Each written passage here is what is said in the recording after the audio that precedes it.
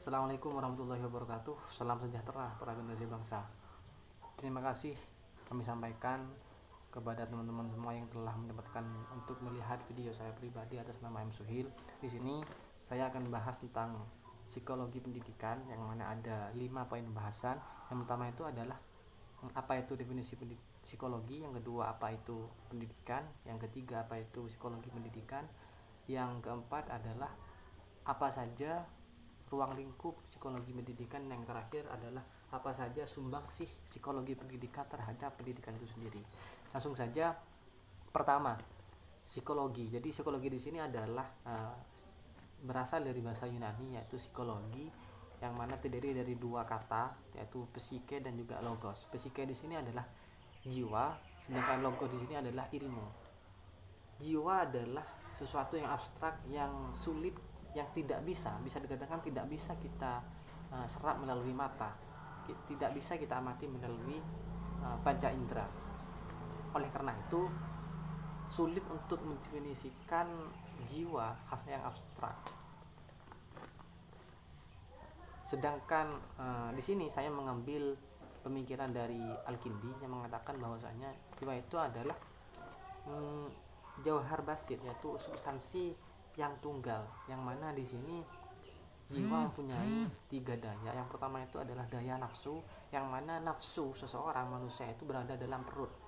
Misalkan makan ataupun harta dan sebagainya itu adalah berawal dari perut, karena keinginan nafsu dari manusia itu sendiri, atau bisa dikatakan dengan quwwatus syahwaniyah. Dan yang kedua itu adalah daya berani, yang mana keberanian dari seseorang itu berawal ataupun berada dalam dada. Misalkan seorang peserta didik, ketika peserta didik mempunyai keberanian ataupun bisa dikatakan dengan mental yang kuat, maka mereka akan mempunyai kepercayaan diri untuk tampil di publik, seperti itu. Atau bisa dikatakan dengan quwwatul wadiyah. Dan yang ketiga adalah daya berpikir, yang mana daya berpikir di sini adalah berada ataupun timbul dalam akal pikiran ataupun quwwatun natiqah. Makanya dalam ilmu mantik itu dikatakan bahwasanya al-insanu al-hayawanun natiq, bahwasanya manusia itu adalah hewan yang berpikir.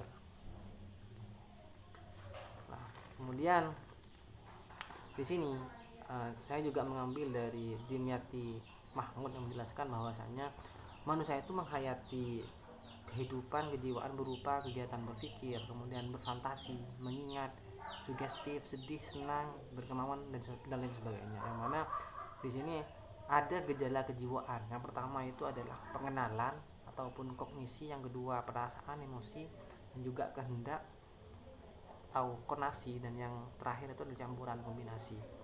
Kemudian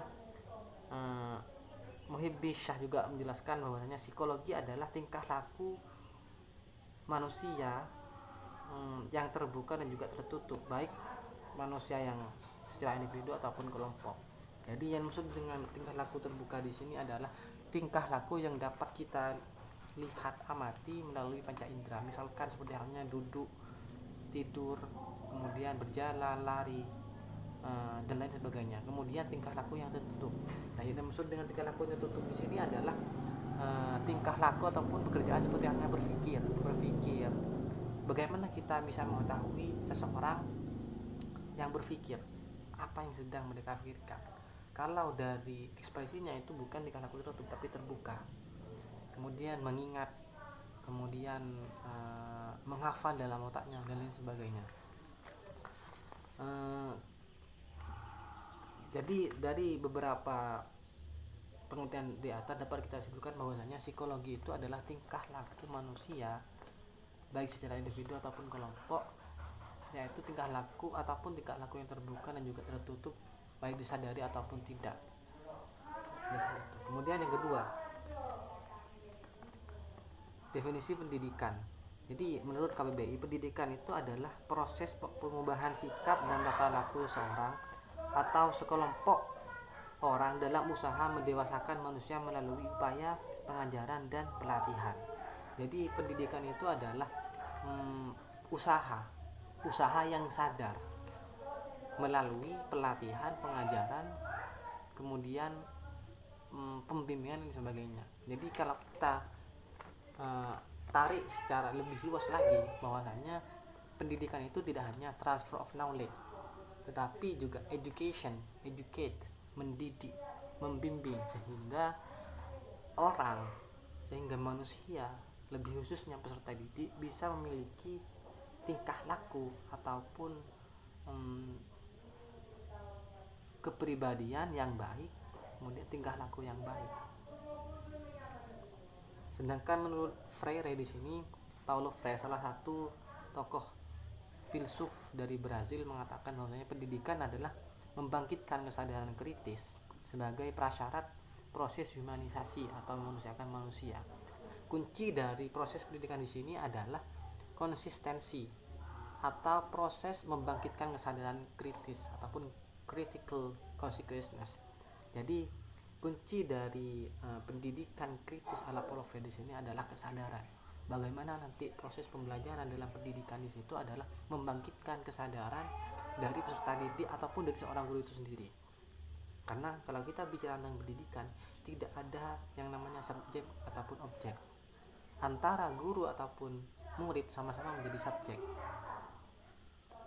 Jadi seperti itu. Kemudian yang ketiga, apa itu psikologi pendidikan? Jadi psikologi pendidikan di sini saya mengambil dua definisi dari dua tokoh. Yang pertama itu adalah White Ronington yang mengatakan bahwasanya psikologi pendidikan adalah studi sistematis tentang proses-proses dan faktor yang berhubungan dengan pendidikan manusia. Jadi psikologi pendidikan di situ adalah berbicara, ilmu yang bicara tentang proses dan juga faktor yang berhubungan dalam pendidikan manusia itu sendiri. Misalkan nanti seorang guru memahami dari psikologi dari peserta didik, sehingga muncullah teori-teori, misalkan pengajaran secara individual, pengajaran seperti halnya kelompok dan lain sebagainya. Jadi itu timbul dari teori psikologi pendidikan. Sedangkan menurut Eliot menjelaskan bahwasanya psikologi pendidikan adalah penerapan teori-teori psikologi untuk mempelajari perkembangan, belajar, motivasi, pengajaran, juga permasalahan yang muncul dalam dunia pendidikan. Jadi menurut Eliot dan kawan-kawan di sini, ada psikologi pendidikan itu membahas tentang belajar, motivasi, kemudian pengajaran, permasalahan dan juga yang ada dalam dunia pendidikan. Jadi psikologi pendidikan itu bisa membahas tentang permasalahan yang dihadapi oleh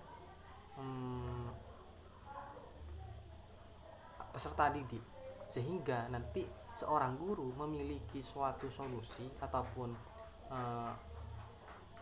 solving problem untuk mengatasi permasalahan yang dihadapi oleh peserta didik. Nah, sedangkan yang keempat, ruang lingkup psikologi pendidikan di sini yaitu objek kajian. Objek kajian psikologi pendidikan yaitu sesuatu yang terlibat dalam pendidikan. Apa yang terlibat dalam pendidikan? Yaitu guru dan siswa. Kalau guru itu ada sangkut pautnya dengan pelajaran, sedangkan siswa sangkut pautnya dengan belajar. Jadi objek utama dalam psikologi pendidikan itu adalah membahas tentang pembelajaran dan juga belajar dalam pendidikan itu sendiri. Nah, sehingga nanti ada sumbangsih tersendiri dalam oleh dari psikologi pendidikan untuk pendidikan itu sendiri. Misalkan dalam dunia pendidikan, pertama, seorang guru memahami karakteristik siswa, bisa memahami karakteristik siswa. Karena mengapa? Karena setiap siswa memiliki perbedaan karakteristik masing-masing. Kemudian yang kedua, pemahaman bahwa siswa bukan objek tapi subjek dalam dunia pendidikan itu sendiri. Jadi ketika guru memahami bahwasanya peserta didik itu adalah subjek, jadi seorang guru bisa memposisikan semua murid sebagai subjek dalam dunia pendidikan. Jadi tidak ada istilahnya yang namanya pendidikan banking